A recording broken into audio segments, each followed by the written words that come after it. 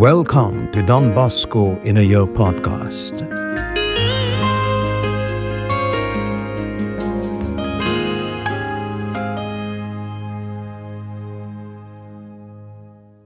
Day 16. While I was still a humanities student lodging at John Pianta's cafe, I got to know a Jewish youngster called Jonah. He was about 18, was remarkably good looking, and had an exceptionally fine singing voice. He was a good billiards player too. One day, he got into a difficult quarrel which could have had sorry consequences for him. He came running to me for advice. Jonah, my friend, I said to him, if you were a Christian, I would advise you to go to confession. But in your case, that's not possible. But we Jews can go to confession if we want to. Go to confession by all means, but your confessor is not obliged to secrecy. Neither can he forgive your sins or administer any sacraments. If you'll take me, I'll go to a priest. I could do that for you, but a lot of preparation is necessary. What sort of preparation? Confession takes away sins committed after baptism. If you wish to receive any of the other sacraments, you must receive baptism first. What must I do to be baptized? You must be instructed in the Christian religion.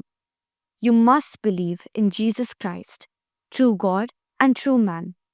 After that, you can be baptized. What good will baptism do me? It wipes out original sin and actual sin too. It opens the way to the other sacraments. Finally, it makes you a child of God and an heir to heaven. We Jews cannot be saved? No, my dear Jonah.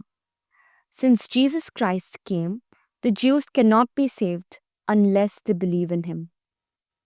If it comes to my mother's ears that I want to become a Christian, heaven help me. Don't be afraid.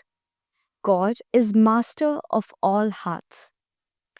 If he calls you to become a Christian, he will do it in such a way as to satisfy your mother or provide in some way for the good of your soul. You are such a good friend of mine.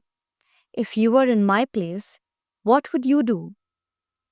I would begin to take instruction in the Christian religion.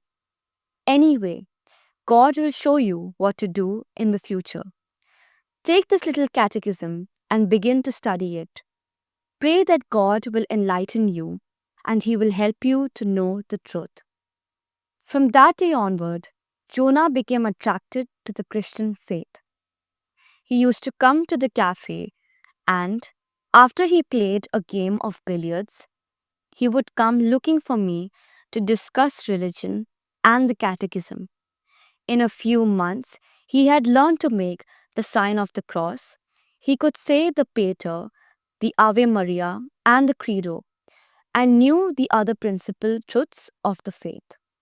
He was very happy and became better day by day in his speech and his actions. Jonah had been left fatherless as a child.